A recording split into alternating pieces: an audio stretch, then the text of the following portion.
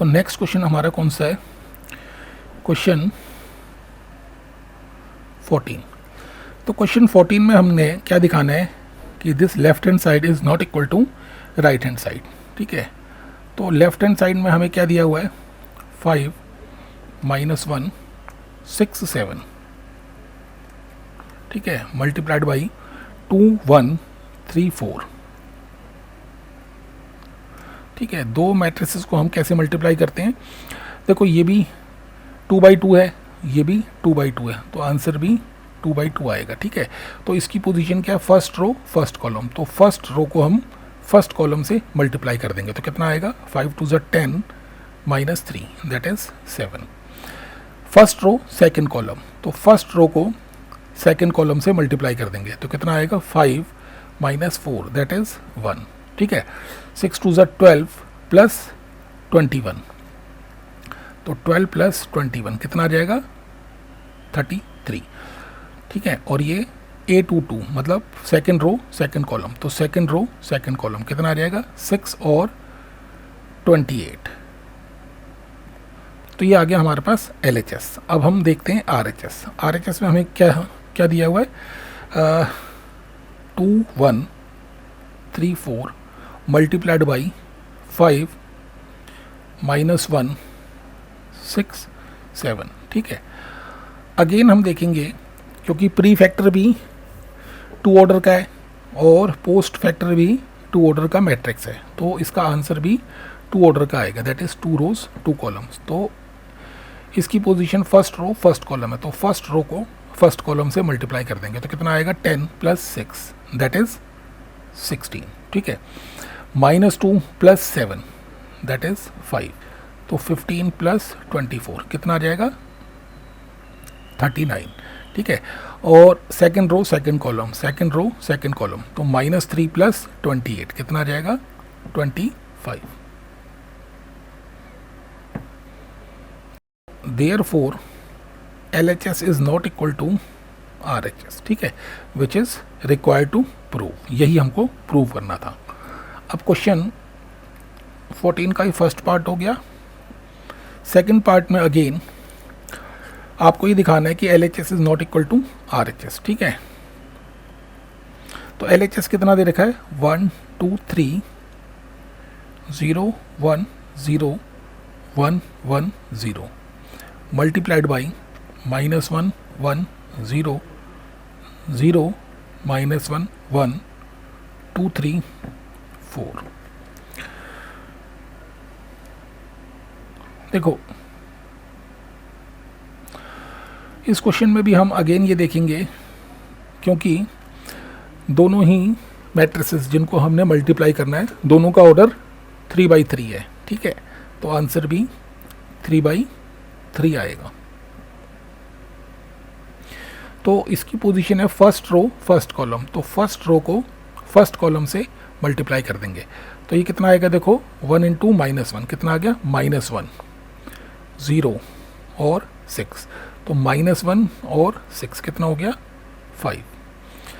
First row second column, तो first row को second column से, तो कितना आएगा? 1 -2 कितना आ जाएगा? -1 -1 + 9 इज 8। ठीक है, this is first row third column, तो फर्स्ट रो को थर्ड कॉलम से मल्टीप्लाई कर देंगे, तो कितना आएगा?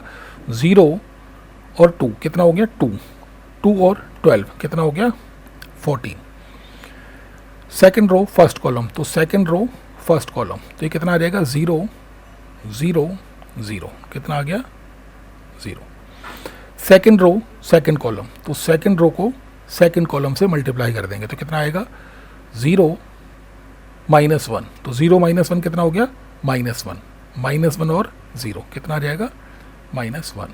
ठीक है, सेकंड रो थर्ड कॉलम, तो सेकंड रो थर्ड कॉलम, तो कितना आएगा? 0 1 और 0, तो कितना आ गया? 1। थर्ड रो फर्स्ट कॉलम, तो थर्ड रो फर्स्ट कॉलम कितना आएगा? -1 0 0 दैट इज -1। ठीक है, थर्ड रो सेकंड कॉलम, तो थर्ड रो को सेकंड कॉलम से, तो कितना आएगा? 1 -1 0 और ये भी 0। ठीक है, तो ये आएगा थर्ड रो थर्ड कॉलम, तो थर्ड रो को थर्ड कॉलम से मल्टीप्लाई करेंगे, तो कितना आएगा? 0 1, 0 और 1 कितना हो गया 1, और ये 0, तो आंसर इज 1। तो LHS इज दिस मैट्रिक्स, ठीक है। अब RHS हम देखते हैं। RHS हमको कितना दे रखा है, -1 1 0, ठीक है ना। ये ऊपर वाले क्वेश्चन के जैसा ही है, बस इसमें क्या है, थोड़ा सा लेंदी हो गया क्योंकि इसमें 3 ऑर्डर के मैट्रिसेस यूज़ कर रखे हैं। तो 0 -1 1 2 3 4 and the post vector is 1 2 3 0 1 0 1 1 0, ठीक है। अब अगर हम इसका प्रोडक्ट निकालेंगे तो क्योंकि प्री फैक्टर और पोस्ट फैक्टर दोनों ही 3 ऑर्डर के हैं मैट्रिसेस, तो इसका आंसर भी 3 ऑर्डर का, दैट इज़ 3/3 आ जाएगा, ठीक है। तो ये है फर्स्ट रो फर्स्ट कॉलम, तो फर्स्ट रो को फर्स्ट कॉलम से मल्टीप्लाई करेंगे तो कितना आएगा, -1 + 0, दैट इज़ -1, और ये 0, -1 आ गया, ठीक है। इसकी पोजीशन क्या है, फर्स्ट रो सेकंड कॉलम, तो फर्स्ट रो और सेकंड कॉलम इसके और इसके एलिमेंट्स को मल्टीप्लाई कर देंगे। तो देखो -1 × 2 -2 + 1 कितना हो गया, -1 और 0, तो -1, ठीक है।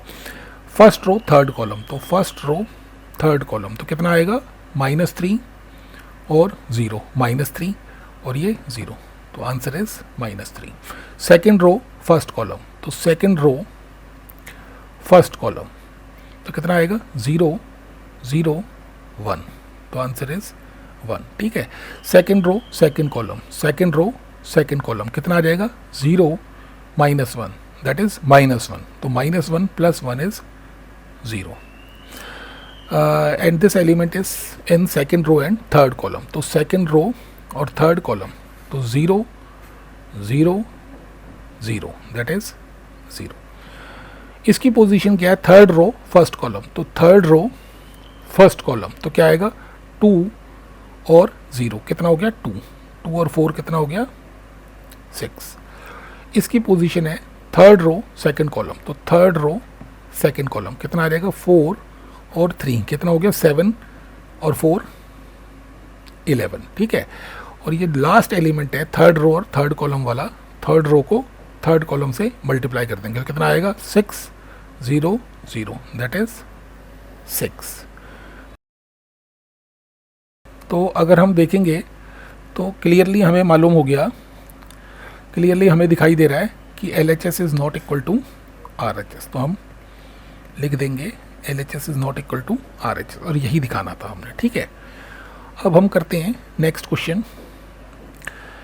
नेक्स्ट क्वेश्चन है हमारा क्वेश्चन 15th। देखो 15th क्वेश्चन में we have to find the value of a² - 5a + 6i if it is given that a is this matrix, ठीक है। तो इस एक्सप्रेशन में हम देखेंगे कि the smallest power of a क्या है, तो ठीक है। तो स्मॉलेस्ट पावर ऑफ a से हम शुरू करेंगे, जैसे पहली वाली टर्म में a की पावर 2 है, दूसरी वाली टर्म में a की पावर 1 है, और तीसरी वाली टर्म में a की पावर 0 है, ठीक है, a है ही नहीं, ठीक है ना। The third term is 6i, तो इसमें a की पावर 0 है, तो यहीं से हम शुरू करेंगे। First we have to find 6i, तो 6i क्या आएगा, देखो i का मतलब होता है आइडेंटिटी मैट्रिक्स, ठीक है। अब यहाँ पे जो a इन्वॉल्व हो रहा है ये 3/3 मैट्रिक्स है, 3 ऑर्डर का है ना। क्वेश्चन में फिर i जो है वो भी हम 3 ऑर्डर का ही यूज करेंगे, ठीक है। ये हो गया हमारा 6i, और 6i की वैल्यू हम कैसे निकालेंगे, 6 को हम सारे एलिमेंट्स से मल्टीप्लाई कर देंगे,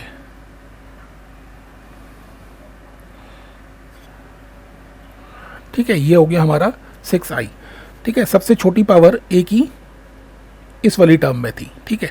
अब इस वाली टर्म में पावर कितनी आ रही है, 1, तो हम 5a की वैल्यू निकाल लेंगे, तो 5 × a हमें क्या दिया हुआ है, 2 0 1 2 1 3 1 -1 0, ठीक है।